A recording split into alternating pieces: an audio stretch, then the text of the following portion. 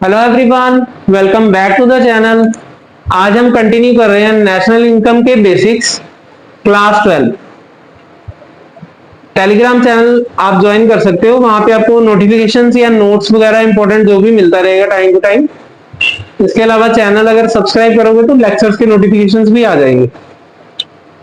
Start करते हैं। Final and intermediate goods. Final goods are those goods which are used either for final consumption or for investment. For final use, for example, हम लोग दूध दही या पनीर लेके आते हैं घर पे और सीधा सीधा उसको कंज्यूम कर जाते हैं, खा जाते हैं या उसको यूज कर लेते हैं चीज को अपने घर के रेजिडेंशियल पर्पसेस के लिए। उसको हम लोग क्या बोलेंगे? Final goods.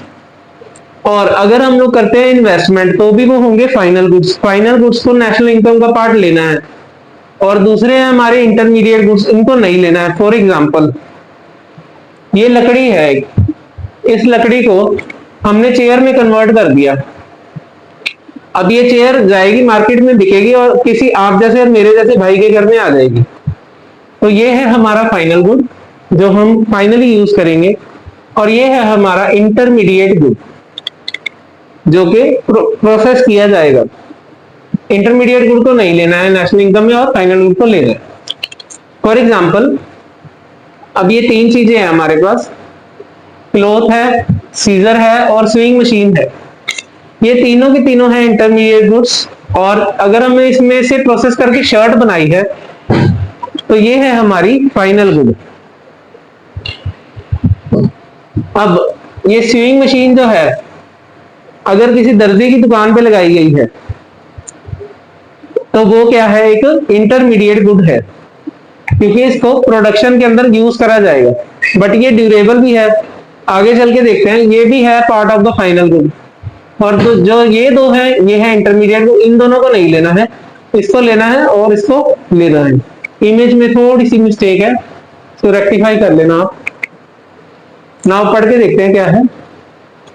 फाइनल गुड्स कौन से होते हैं? Which are ready to be use by the final users and do not require further processing और resale in the same accounting year. जो स्टॉक प्रोड्यूसर्स के यहाँ पर बच जाता है साल के एंड पर, वो भी है हमारा पार्ट ऑफ फाइनल गुड। जैसे आपके पास चेयर्स हैं और साल के एंड में बच गई है, तो वो भी है पार्ट ऑफ फाइनल गुड्स। उसको फर्दर प्रोसेस नहीं करा जाएगा। दे have crossed the production boundary. अगर आपके पास XYZ प्रोसेसेस है, ये है आपकी प्रोडक्शन बाउंड्री। जैसे ही वो सारे के सारे ABCD प्रोसेस कंप्लीट हुए, ये चेयर तैयार होगी। और सपोज यहाँ पे एक इमेजिनरी लाइन है प्रोडक्शन बाउंड्री की। जो गुड्स प्रोडक्शन बाउंड्री के बाहर जा चुके हैं वो है final goods.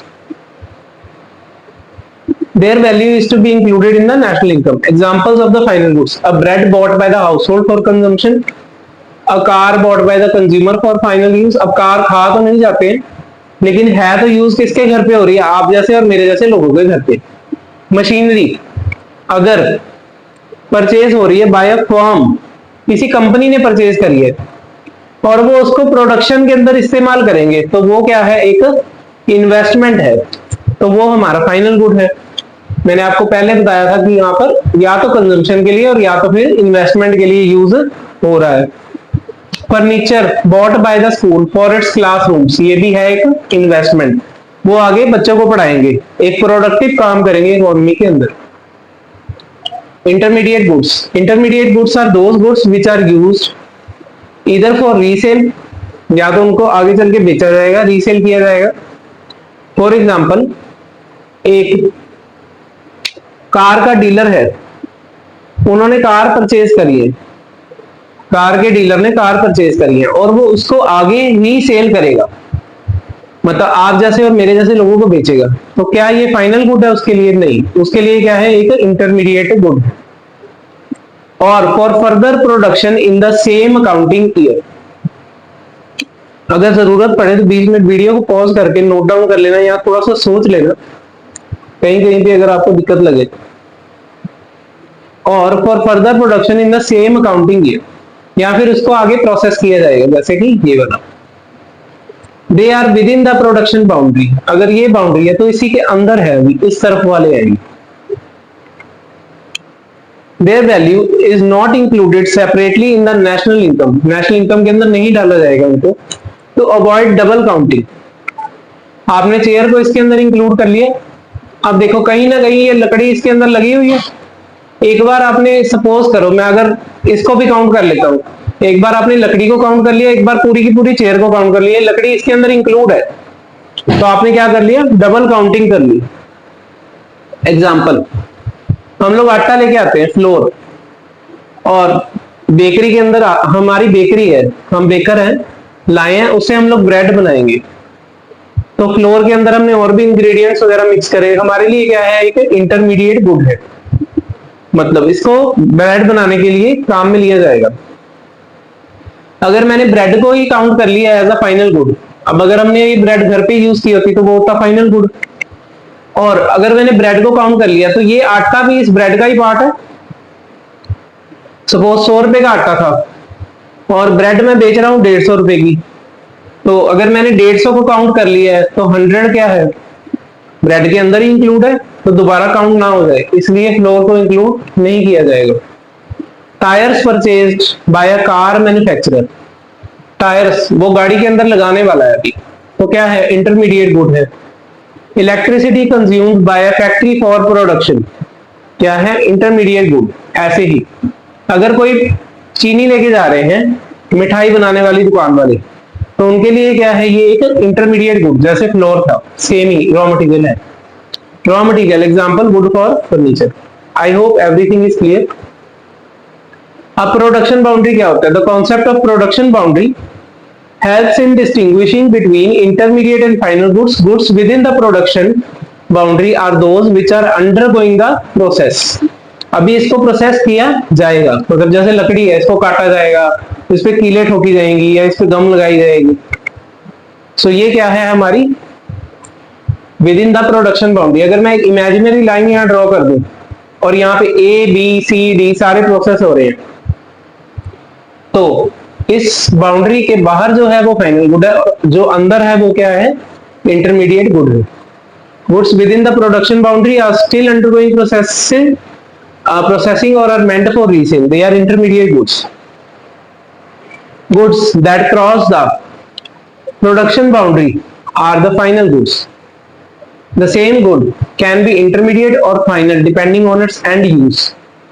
Same good final भी हो सकता है और इंटरमीडिएट भी हो सकता है, डिपेंड करता है उसके फाइनल यूज पर। फॉर एग्जांपल कार, हमने आपको एग्जांपल दी थी, अगर कार हम अपने घर पे लेके आए हैं अपने पर्सनल यूज के लिए और उसको आगे बेचा नहीं जाएगा, तो वो क्या है, एक फाइनल गुड है, मतलब अब उसका दी एंड आ चुका है, इसके बाद वो आगे बिकेगी नहीं। अगर दी एंड नहीं हुआ है तो वो क्या है, एक इंटरमीडिएट गुड। फॉर एग्जांपल हमने उसको रीसेल करना है, हम कार डीलर है, हमारा रोज का काम है कार्स लेना कंपनी से और फिर उसको सेल कर देना, तो हमारे लिए क्या है, एक इंटरमीडिएट गुड है, अभी वो उसकी फाइनल स्टेज कंजम्पशन वाली नहीं आई है। तो किस पर डिपेंड करता है कि एंड यूजर कौन है। अगर कंज्यूमर है एंड यूजर तो फिर वो क्या बन जाएगा, फाइनल गुड। अगर सेम कार डीलर के पास चली जाए तो वो क्या बन जाएगा, इंटरमीडिएट गुड। फॉर एग्जांपल यहां तक है हमारी प्रोडक्शन बाउंड्री, और कोकोआ बीन्स है, शुगर्स है और मिल्क है, हमने इसको मिक्स करके प्रोसेस वगैरह करके चॉकलेट की बार बनाई, तो चॉकलेट बार है फाइनल प्रोडक्ट, और हमारे रॉ मटेरियल्स हैं जिसे हमें इंक्लूड नहीं करना है। अनदर एग्जांपल, अगर कोई भी प्राइमरी मटेरियल्स हैं और हमने उसकी हेल्प से एक प्रोडक्ट प्रोड्यूस करा है, तो रॉ मटेरियल्स को नहीं लेंगे और फाइनल प्रोडक्ट को लेंगे। Final versus intermediate goods example, let's consider milk, intermediate good. अब मिल्क को दो तरह से लिया गया है, इंटरमीडिएट गुड भी लिया गया है और फाइनल गुड भी लिया गया है। अब कैसे, एंड यूज पर डिपेंड करता है। When it is purchased by a sweet shop to make sweets for further sale, then it will be called as intermediate good, मतलब अभी उसका एंड यूज नहीं आया है। When it is purchased by a household, हम जैसे आप जैसे लोग लेंगे तो वो क्या कहलाएगा, final good. Final good when purchased by a restaurant to make coffee for the customers. अगर कस्टमर्स के लिए लिया गया है दूध, यहाँ पे शायद थोड़ी सी मिस्टेक है. If the coffee is the final product, milk becomes N input और उसको क्या माना जाएगा? Intermediate good. कभी कभी क्या है ना, +2 के अंदर इसको फाइनली मान लेते हैं. वो गलत है तरीका. कंसेप्चुअली क्या है ना, कॉफी फाइनल प्रोडक्ट है और मिल्क क्या है? इंटरमीडिएट है. Final goods and intermediate goods difference and use. For final consumption के लिए या तो फिर फॉर फर्दर इन्वेस्टमेंट के लिए. इंटरमीडिएट फॉर रीसेल, जिसको आगे सेल किया जाएगा, या फिर for further production resale. Suppose आपकी दूध की शॉप है, आप दूध लेके आए और आपने आगे बेचना है इसको, आप अपने घर के लिए नहीं लेके आए, तो वो कौन सा गुड हुआ? इंटरमीडिएट या फाइनल गुड? Intermediate good. आप रीसेल कर रहे हो.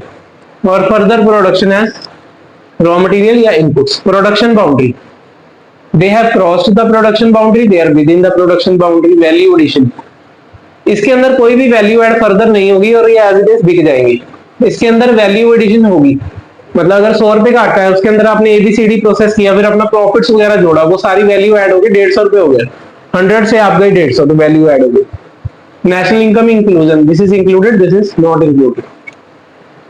डिमांड, इसकी है डिराइव्ड डिमांड, मतलब अगर उसकी मिठाई बिकेगी हलवाई वाले की, तो वो और ज्यादा मीठा और दूध खरीदेगा, और अगर नहीं बिकेगी तो वो नहीं खरीदेगा. और इसकी है फाइनल डिमांड, मतलब हम अपने यूज के लिए ले रहे हैं. Example, bread bought by a household और machinery by a firm. Machinery क्यों? क्योंकि इन्वेस्टमेंट है.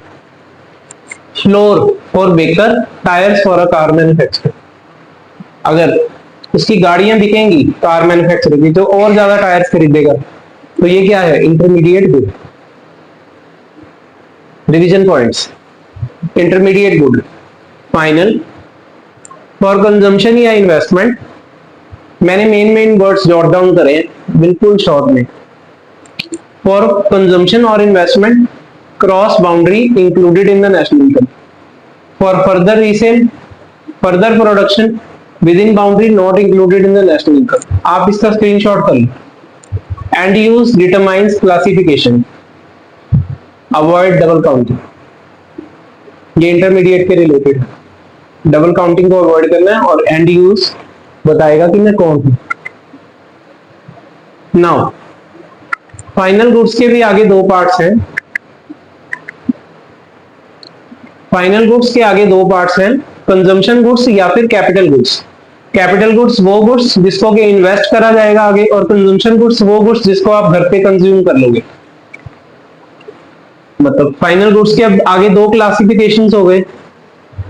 Consumption goods are those final goods which are purchased for the ultimate sale for the direct satisfaction of their wants. जैसे हमने खरीदा है, they directly satisfy the human wants. Types of consumption goods, durable consumption goods. For example, हमने घर पे खरीदा है TV, car या फ्रिज या फर्नीचर, ये काफी साल चलेगा और ये हाई वैल्यू का है. सेमी ड्यूरेबल गुड्स थोड़ा सा 1 साल से ज्यादा चलेंगे, कुछ मीडियम वैल्यू के हैं.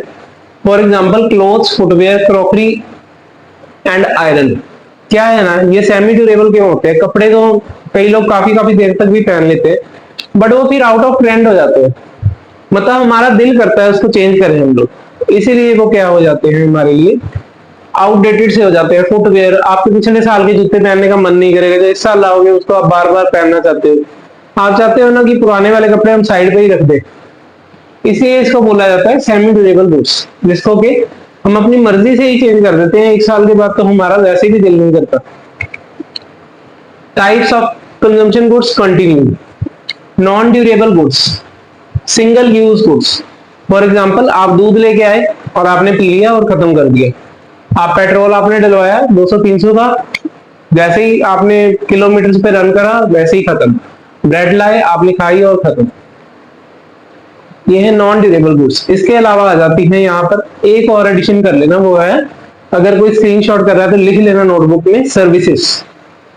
सर्विसेज क्या है? इंटेंजिबल फॉर्म है. जैसे मैं आपको पढ़ा रहा हूं, तो ये क्या है? एक सर्विस है. मैं पढ़ा रहा हूं, मैं सर्विस का प्रोड्यूसर हूं और आप सर्विस के यूजर हो। It can not be touched and seen. Capital goods, final goods का ही अदर पार्ट है capital goods. Capital goods are those final goods which are purchased by the producers for further consumption. Production means investment करी है उन्होंने, they are generating income and किस तरह के हैं, ड्यूरेबल इन नेचर, मतलब कि काफी देर तक चलेंगे। इस पॉइंट को जॉट डाउन कर लेना, they are durable in nature.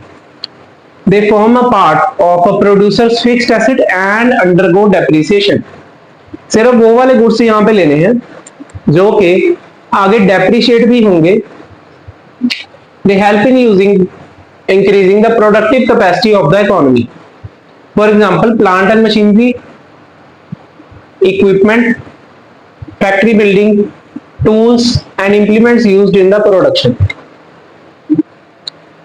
Now, ये वाली लाइन आप नोट कर लेना नोटबुक के अंदर कहीं पर भी, बहुत काम की है ये। All capital goods are producer goods, मतलब सारे कैपिटल गुड्स प्रोडक्शन करने के काम में आते हैं।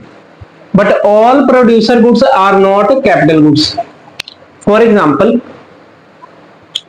मैं एक टीचर हूं और मैं सर्विसेज प्रोड्यूस कर रहा हूं और मेरे पास हैं चॉक्स, डस्टर और मार्कर जिससे मैं लिखता हूं, तो वो सब क्या है मेरे लिए है, तो देखो मेरे लिए तो सर्विस के अंदर फर्दर मतलब उसको यूज करके मैं सर्विसेज प्रोड्यूस कर रहा हूं, है तो इंटरमीडिएट ही है, लेकिन वो ड्यूरेबल नहीं है। ड्यूरेबल नहीं है मतलब है तो इन्वेस्टमेंट ही है मेरे लिए, बट वो ड्यूरेबल नहीं है, वो एक साल के अंदर अंदर खत्म हो जाएगी। इसीलिए बोला गया है all producer goods are not capital goods. मतलब मैं एक प्रोड्यूसर हूं और मेरे लिए वो इन्वेस्टमेंट भी है चौक मार्कर वगैरह, लेकिन क्या है ना कि वो एक साल के अंदर अंदर खत्म हो रहे हैं, तो वो कैपिटल गुड्स का पार्ट नहीं है, तो उसको नेशनल इनकम में नहीं लिया जाएगा। और अगर मैंने लगाई है फर्नीचर, जैसे मैंने लगाया एसी, जैसे मैंने लगाया ये एलसीडी टीवी, और जैसे मैंने लगाई है स्टूडेंट्स के बैठने के लिए चेयर्स, तो वो सब क्या है ना थोड़े ड्यूरेबल नेचर के है तो इन्वेस्टमेंट, है तो फॉर फर्दर प्रोडक्शन, यानी कि इन्वेस्टमेंट का ही पार्ट है, बट वो चलेंगे थोड़ा लंबे टाइम के लिए। तो जो लंबे टाइम के लिए चलेंगे उसको हम लोग बोलेंगे कैपिटल गुड्स, और जो छोटे टाइम के लिए चलेंगे और प्रोडक्शन में काम आ रहे हैं जैसे चॉक्स वगैरह, उसको हम लोग बोलेंगे नॉट कैपिटल गुड्स। ठीक है, तो आपको कौन से वाले इंक्लूड करने हैं इन्वेस्टमेंट के अंदर, कैपिटल वाले इंक्लूड करने हैं, मतलब चॉक्स डस्टर्स वगैरह भी इसमें कर देना है, इंटरमीडिएट में कर देना है। Hope everything is clear. Consumption goods and capital goods for direct satisfaction, for further production. Demand, they have direct demand, they have derived demand, derived depends upon the demand of the final goods, can be durable, semi durable, non durable and यहाँ पे add कर देना services, they are always durable in nature, they undergo depreciation, they do not undergo depreciation। आखिर producer के यहाँ पर अगर use होंगे तभी तो हम लोग डेप्रिशिएट करेंगे, ये नहीं कि हमने कार घर पे रखी उसको डेप्रिशिएट करेंगे, उसको कोई यूज ही नहीं है, जो प्रोड्यूस कर रहा है वही तो करेगा ना उसको डेप्रिशिएट, घर पे थोड़ा ना आपने बुक्स लगाई हुई। Do not promote production capacity directly. They add to the capital stock and enhance the production capacity. Production के अंदर काम आ रहे हैं, bread, clothes, doctor services, आगे सर्विसेज भी यहाँ पर, machinery, plant, factory building. Key points revision, consumption goods, direct satisfaction, types durable, semi durable, non durable, और यहाँ पे सर्विसेज भी आ गया। ठीक है, capital goods for further production durable, undergo depreciation, increase capacity, and use and durability are key differentiators. Now अब examples हैं, सॉल्व आउट करते हैं। Car if purchased by a household क्या होगी, कंजम्पशन गुड। कार, अगर किसी taxi चलाने वाले ने कार खरीदी है और वो उस टैक्सी को चला रहा है तो वो किसका पार्ट है, देखो वो अपने कस्टमर को सर्विस देगा, मतलब उसने क्या करी है एक तरह से इन्वेस्टमेंट, और ये इन्वेस्टमेंट लंबे टाइम के लिए चलेगी, तो किसका पार्ट है, कैपिटल गुड का। अगर किसी डीलर ने खरीदी है तो वो किसका पार्ट है? इंटरमीडिएट गुड्स का, क्योंकि वो फर्दर रीसेल कर देगा आगे। अब क्लोथ, क्लोथ अगर हमने घर के लिए खरीदा है तो कंजम्पशन गुड, और अगर कुछ क्लोथ बच जाता है मतलब क्लोजिंग स्टॉक, क्लोजिंग स्टॉक के अंदर क्या आ जाता है? कैपिटल गुड का ही पार्ट है। क्लोजिंग स्टॉक को किसका पार्ट लेना है? कैपिटल गुड का ही पार्ट लेना है। कुछ क्लोथ दुकान में बच जाता है साल के एंड पर, उसको क्या मानेंगे? कैपिटल गुड, और वो किसका पार्ट है? फाइनल गुड्स का, इसको इंक्लूड करना है। अगर किसी टेलर ने खरीदा है फॉर मेकिंग ड्रेसेस, या किसी गारमेंट शॉप ने खरीदा है फॉर रीसेल, तो वो क्या कहलाएगा? Intermediate goods. मतलब ये है हमारी परचेजेस और ये है हमारा क्लोजिंग स्टॉक। परचेजेस यहाँ और क्लोजिंग स्टॉक यहाँ। Sugar if used by the house holds, इसको अच्छी से रिवाइज कर लेना, ये कॉन्सेप्ट बहुत काम का है। Sugar if used by the house holds कहाँ पे आएगा? Consumption good. If lying unsold with the trader, जैसे किसी करियाने वाली दुकान पे क्लोजिंग स्टॉक बच गए तो वो क्या हो जाएगा? Capital good. स्वीट अगर उन्होंने परचेज करी है या स्वीट आपने खरीदी है फॉर रीसेल, तो वो किसका पार्ट है? इंटरमीडिएट गुड्स का, और साल के एंड पे अगर बच गई तो क्लोजिंग स्टॉक कहाँ पे आएगा? Capital goods. Services of a doctor या लॉयर, अगर घर के लिए इस्तेमाल हुआ है तो कंजम्पशन गुड। अब ये ड्यूरेबल तो बिल्कुल भी नहीं है, तो यहाँ तो आएगा ही नहीं। अगर किसी एंटरप्राइज ने अपने लिए यूज करा है तो क्या हो गया? Intermediate good. Now next is gross investment, net investment and depreciation. इसका आप फिलहाल थोड़ा सा फॉर्मूला ही ध्यान में रखना। Gross investment refers to the total addition to the capital stock of the economy during an accounting year, मतलब जितनी भी आपने इन्वेस्टमेंट करी, मींस फाइनल गुड्स का कौन सा पार्ट? कैपिटल गुड्स वाला पार्ट, और साथ में कौन सा पार्ट? क्लोजिंग स्टॉक वाला पार्ट। कहां पे जाएगा? नेशनल इनकम के अंदर जाएगा। Total addition made to the capital stock of the economy during an accounting year. It includes expenditure on the new assets and the expenditure on the replacement of the worn out assets. It reflects the total spending on the fixed assets and the inventories. So मैंने आपको पहले ही बता दिया था कि एक तो आपने जो नए फिक्स्ड एसेट्स खरीदे हैं, जो घिस गए हैं, जो खराब हो गए, उसकी जगह पे जो नए खरीदे वो, और साथ में आपका क्लोजिंग स्टॉक, तो वो किसका पार्ट बनेगा? फॉर्मूला, किस फॉर्मूला में जाएगा? Gross investment. अब फाइनल इनकम में ग्रॉस इन्वेस्टमेंट को कैसे इंक्लूड करना है वो हम नेक्स्ट चैप्टर में देखेंगे। फिलहाल आपको क्या है ना, ये फॉर्मूलाज याद रखने के, इसके अंदर क्या क्या आ रहा है। जो हमने फाइनल गुड सीखा वो किसका पार्ट बन गया? ग्रॉस इन्वेस्टमेंट का। इन्वेस्टमेंट वाला पार्ट यहाँ पे आ गया, कंजम्पशन वाला नहीं, इन्वेस्टमेंट वाला। अच्छा, अगर इसको नेट करना हो तो क्या करेंगे? Gross investment is equal to net investment plus depreciation. Means अगर ग्रॉस में से हम लोग डेप्रिसिएशन हटा देंगे, अगर ये उधर चला जाएगा तो आ जाएगा आपके पास नेट इन्वेस्टमेंट, और अगर ग्रॉस कैलकुलेट करना है तो reverse, net investment plus depreciation. अब ये मैंने करा है, अब इन्होंने ये नई ईंट लगाई, तो ये क्या है? एक investment, net investment, net capital formation refers to the actual addition to the capital stock of the economy after accounting for depreciation. It reflects the true increase in the productive capacity of the economy. क्या है ना, इसको क्यों गिना जाता है? क्योंकि आपकी अब प्रोडक्शन करने की कैपेसिटी बढ़ गई है पहले के मुकाबले में, और इसलिए इसको इंक्लूड करा जाता है। वो फॉर्मूला आगे देखेंगे क्या है। आप इतना समझ लो कि इससे प्रोडक्शन हमारी बढ़ रही है। Higher net investment implies higher growth potential. जितनी ज्यादा नेट इन्वेस्टमेंट होगी उतनी ज्यादा ग्रोथ होने के चांसेस हैं हमारी इकोनॉमी के अंदर। Formula, net investment is equal to gross investment minus depreciation. अगर ग्रॉस निकालना है तो डेप्रिसिएशन को उधर ऐड बैक। डेप्रिसिएशन क्या होता है? आपने +1 में पढ़ रखा होगा, consumption of the fixed capital, it refers to the loss in the value of the fixed assets due to normal wear and tear. अब इसके कारण देख लेते हैं कि क्यों होता है। It is a regular and expected cost of production, मतलब इसको कॉस्ट जो हम गुड्स प्रोड्यूस करेंगे उसी के खर्चे के अंदर हम लोग जोड़ लेते हैं। It is also known as the consumption of the fixed capital. अब रीजंस क्या है डेप्रिसिएशन के? Normal wear and tier.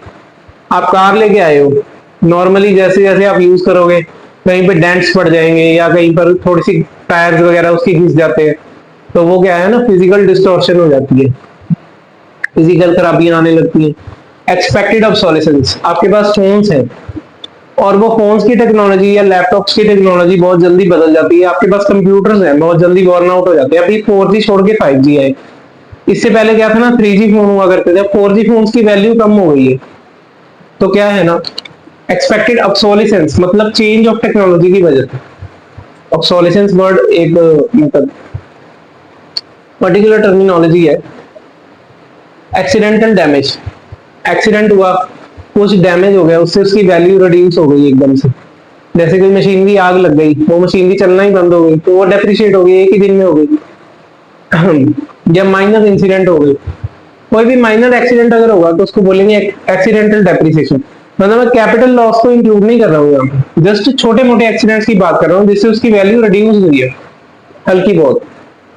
जैसे कार में डेंट लग गए, या फिर आपका सेल फोन है, अब वो थोड़ा सा गिर गया, उसकी वजह से थोड़ा सा उसकी बॉडी वगैरह क्रैक होगी लेकिन वर्किंग में है, तो क्या है ना, एक्सीडेंटल डैमेज है, मतलब डेप्रिशिएट कर गया। अब आप किसी शॉप पे लेके जाओगे ना, अगर पहले आपको 8,000 का वो दे रहा था पेमेंट, तो अब वो थोड़े से पैसे कम करके देगा, डेप्रिशिएट हो गया।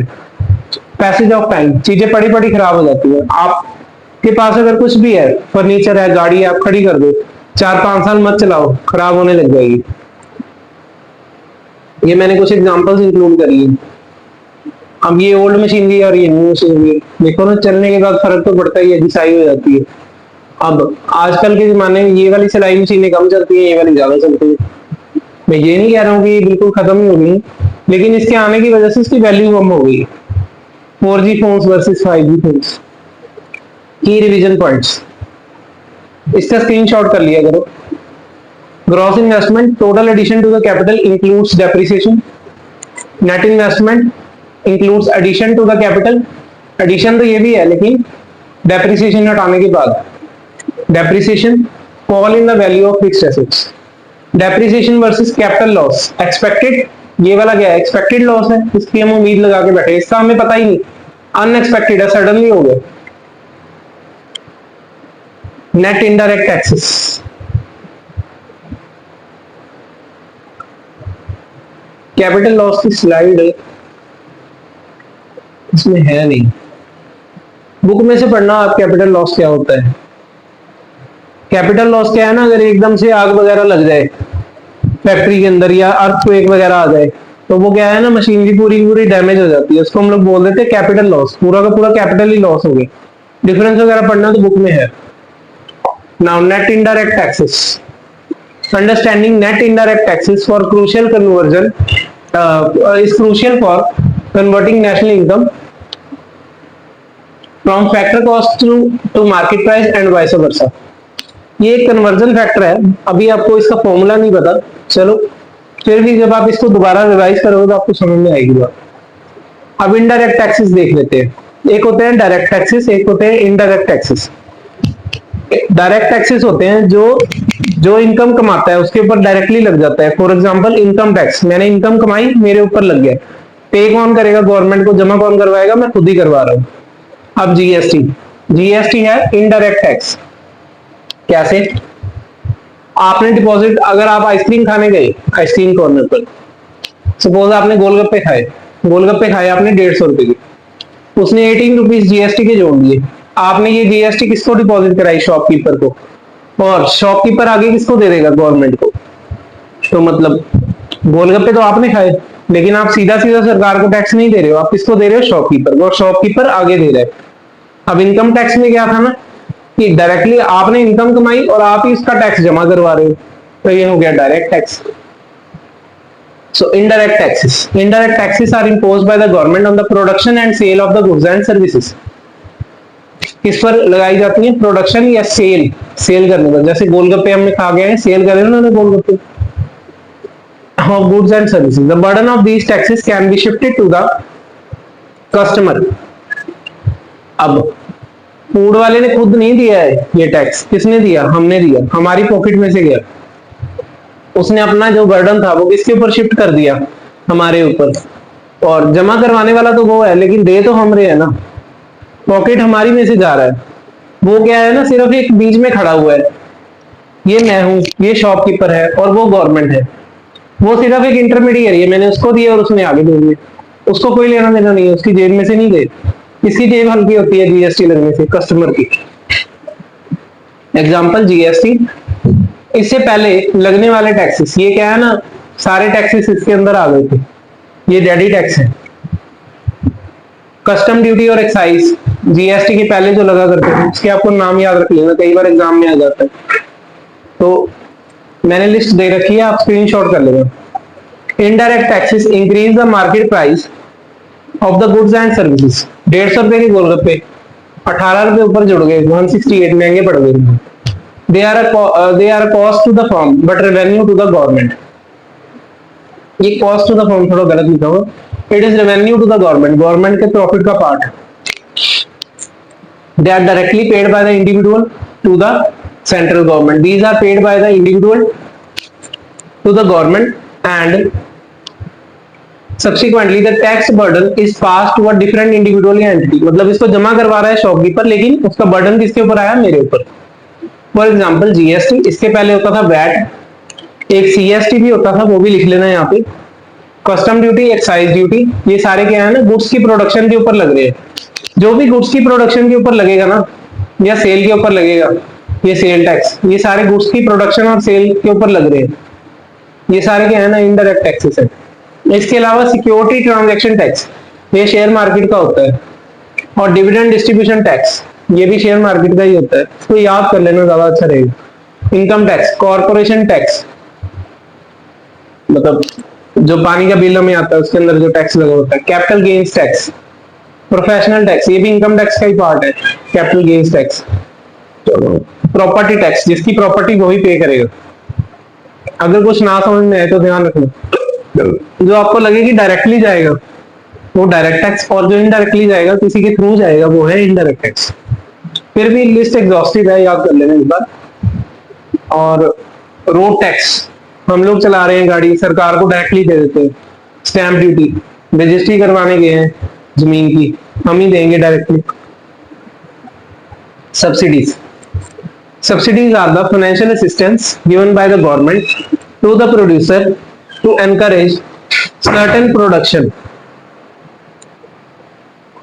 reduce the price of essential goods and promote exports। मतलब सरकार कुछ ना कुछ हमें हेल्प करती है। फॉर एग्जांपल सिलेंडर के अंदर सब्सिडी मिलती है, हमें सिलेंडर सस्ता मिल रहा है, इसकी वजह से गवर्नमेंट सब्सिडी दे रही है।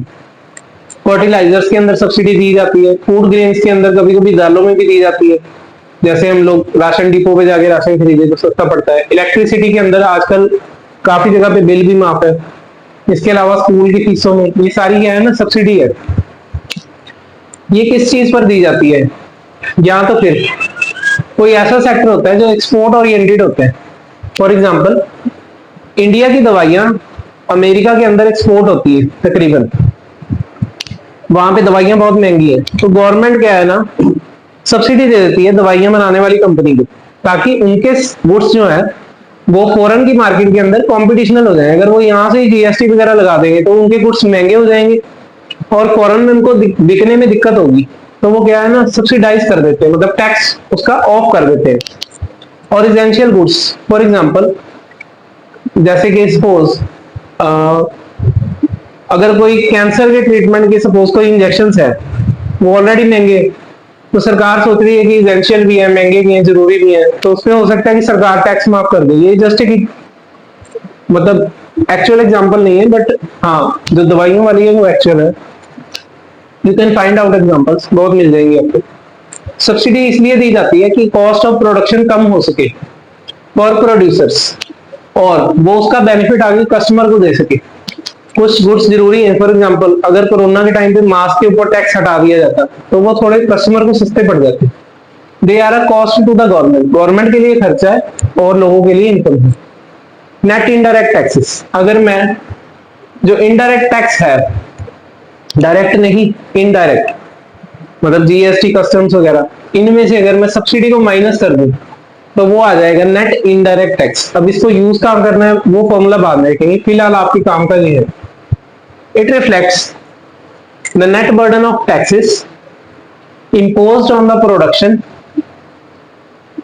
Of sale of goods and services by the government. मतलब ये वाले टैक्स गवर्नमेंट हमसे ले रही है, मतलब अगर सिलेंडर है सपोज, उसके ऊपर 20 रुपए टैक्स लग गया और 30 रुपीज सब्सिडी के माइनस हो गए, तो उसके ऊपर नेट टैक्स कितना लगा, 20 रुपीज टैक्स लगा और 30 रुपए माइनस हो गए, मतलब हमें नेट -10 का टैक्स लगा। -10 का मतलब हमें 10 रुपए उल्टा सस्ता ही पड़ गया, क्योंकि सब्सिडी टैक्स से ज्यादा थी, तो इसलिए हमने इसको कर दिया नेट। ये नेगेटिव भी हो सकता है, पॉजिटिव भी हो सकता है। अब नेक्स्ट कॉन्सेप्ट है फैक्टर कॉस्ट और मार्केट प्राइस। देखो मार्केट प्राइस कैसे कैलकुलेट होती है, जैसे ये गोलगप्पे की एग्जांपल है, 150 प्लस इनडायरेक्ट टैक्स, ये आ गया। अब इसमें से अगर कोई सब्सिडी है तो वो कर देंगे माइनस, तो वो हमारे पास क्या आ गया, मार्केट प्राइस। मतलब इसकी अब मार्केट प्राइस कितनी होगी, 168। ठीक है, अब सपोज गवर्नमेंट 8 रुपीज की सब्सिडी कर देती है गोलगप्पे खाने की, तो माइनस कर देंगे 8 रुपीज, तो नेट कितना आ जाएगा 160। तो 160 क्या हो जाएगी इसकी मार्केट प्राइस। और अगर हम बात करें फैक्टर कॉस्ट, तो 150 हो जाएगा इसका फैक्टर कॉस्ट। मतलब इसके अंदर सारी कॉस्ट इंक्लूड है फैक्टर्स की। फैक्टर्स कौन से होते हैं, land, labour, capital and entrepreneur. ठीक है, अब अगर हमें जाना है market price two factor cost, तो हम कैसे जाएंगे, मार्केट प्राइस में से हमें NIT माइनस करना पड़ेगा, तो आ जाएगा फैक्टर कॉस्ट। मतलब कि अगर ये 168 था, 160 था, हमने क्या था -8 और 160 पे आ गई। अगर हमें यहाँ पे जाना है 150 पे, तो क्या करेंगे, 8 को कर देंगे ऐड बैक और 18 को कर देंगे, ये माइनस हुआ तो कर देंगे ऐड बैक। ठीक हो गया, सॉरी ये ऐड हुआ था तो इसको कर देंगे माइनस, और ये माइनस हुआ था तो इसको कर देंगे ऐड बैक, मींस रिवर्स करेंगे बेसिकली। सो इसमें से करेंगे -NIT।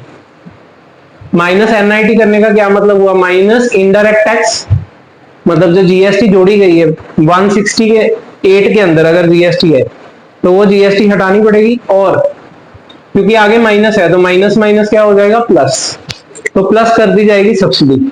हमें रिवर्स चल रहे हैं, देखो ये है 168, इसमें से आप कॉपी पे लिखो -8, तो वो गया 160। अब 160 से हमें जाना है 150, तो हम क्या करेंगे, 8 रुपीज जो माइनस करे थे उसको कर देंगे ऐड, और जो 18 रुपीज ऐड करे थे इसको कर देंगे माइनस। मतलब आपने करा माइनस इनडायरेक्ट टैक्स और आपने करा plus subsidy, means minus indirect tax plus subsidy, minus indirect tax plus subsidy. अगर मैं -1 को बाहर कॉमन ले लूं क्या हो जाएगा, इनडायरेक्ट टैक्स माइनस सब्सिडी, तो क्या हो गया -NIT। और इसी का जस्ट रिवर्स +NIT, मींस इसमें कर देने। अगर फैक्टर कॉस्ट से यहाँ पे जाना है तो क्या करोगे आप, ये है आपकी फैक्टर कॉस्ट 150, अब इससे हमें जाना है 160 पर, तो कैसे करोगे, 18 रुपीज ऐड करोगे प्लस IT और सब्सिडी करोगे माइनस -8, 160। ठीक हो गया, तो आपने क्या करा, इनडायरेक्ट टैक्सेस ऐड करे, सब्सिडी माइनस कर दी, तो क्या करा +NIT। अगर ये यहाँ पे प्लस है तो यहाँ पे माइनस है। I hope you have understood. Converting FC to MP and vice versa. इसका स्क्रीनशॉट ले लेना एंड पढ़ना, कोई दिक्कत आई तो पूछना। Key revision points, net indirect taxes, subsidy, government aid helps reduce prices, indirect tax on goods and services, burden to be shifted. Market price is equal to FC plus NIT, FC is equal to market price minus NIT। अभी पढ़ा आपने FC, अगर यहाँ पे आना तो क्या करेंगे, MP minus NIT, MP minus NIT, इससे याद रखना। Crucial for converting national income aggregates, और इसके छोटे छोटे से क्वेश्चंस हैं और ये की रिवीजन पॉइंट्स हैं, इसको एक बार स्क्रीनशॉट कर लो। सारा हमने कवर कर लिया हुआ है, एक बार पढ़ लेना। और इसके अलावा अगर कोई क्वेश्चंस हैं तो आप कमेंट सेक्शन में पूछ सकते हो। चैप्टर मेरी तरफ से खत्म है, आप प्रैक्टिकल्स घर पे सॉल्व करना, थोड़े बहुत जो भी आपको बुक में मिलेंगे। कोई दिक्कत आए तो आप कमेंट सेक्शन में करके भी पूछ सकते हो। और अगर किसी को नोट्स वगैरह चाहिए तो कमेंट सेक्शन में बोल देना, मैं टेलीग्राम में डाल दूंगा। टेलीग्राम का लिंक डिस्क्रिप्शन में आप ज्वाइन कर सकते हो। वीडियो अच्छी लगी हो तो लाइक जरूर करना, इससे क्या है ना, हमारा कॉन्फिडेंस और ज्यादा बूस्ट होता है, हमें अच्छा लगता है। और थैंक्स।